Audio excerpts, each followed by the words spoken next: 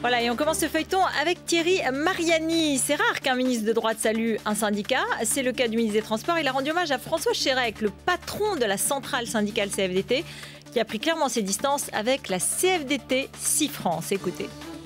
Je voulais saluer le courage de François Chérec, parce que quand il y a une section qui pose des problèmes, visiblement la CFDT a le courage de le dire. Il devrait inspirer le Parti socialiste au sujet du fonctionnement des fédérations socialistes de Marseille ou du Pas-de-Calais. Voilà, et puis on passe maintenant bien sûr à Jean-Claude Mailly qui était interrogé après son rendez-vous avec François Hollande, ne rencontrera pas tous les candidats et certainement pas Marine Le Pen, écoutez-le. Je ne pense pas. Pourquoi ? Non, mais attendez, écoutez, moi le national-socialiste, c'est pas ma tasse de thé.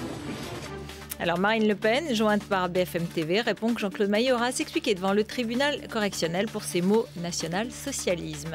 Après les militants de François Bayrou qui étaient des figurants anglo-saxons, cette fois-ci c'est un tract de Marine Le Pen qui met en scène un acteur américain déguisé en sans-abri. L'homme que vous voyez sur cette image, eh bien, il s'appelle Brian et il habite en Floride. C'est encore en lisant le blog de Laurent Lucas, Followed, qu'on l'apprend.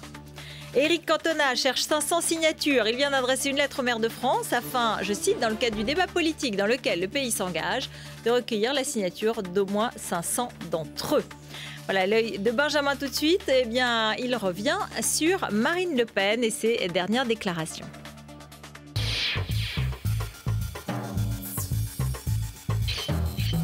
La classe moyenne française. Les classes moyennes. Les classes moyennes. Oui, c'est la nouvelle cible électorale qu'a choisie Marine Le Pen. Draguer les classes moyennes, voilà la stratégie pour cette nouvelle année. Les classes moyennes qui descendent inexorablement. Car s'il y a encore un mois, en 2011, lors de son meeting à Metz, les oubliés rimaient avec ouvriers et classe populaire. Nous faisons le choix des oubliés contre les banques d'affaires devenues folles. Désormais, en 2012, la présidente du Front National fait rimer oubliés avec classe moyenne. Les oubliés, les invisibles, ceux qui ne font pas la une des journaux, ceux qui n'apparaissent pas dans les courbes du CAC 40, ce sont bien sûr les classes moyennes.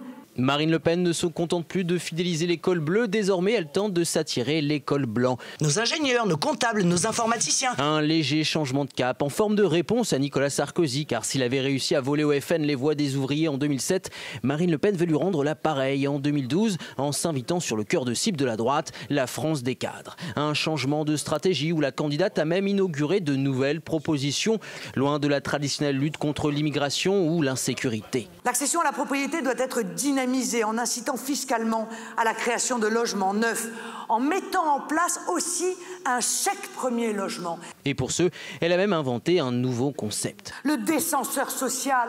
Le décenseur social. Le décenseur social. Oui, partir en guerre contre le déclassement des classes moyennes et cette nouvelle situation où l'on vit moins bien que ses parents à son âge. Vivre moins bien, faire moins bien que ses parents, une idée insupportable pour Marine Le Pen qui à coup sûr compte mieux faire que son père en 2007.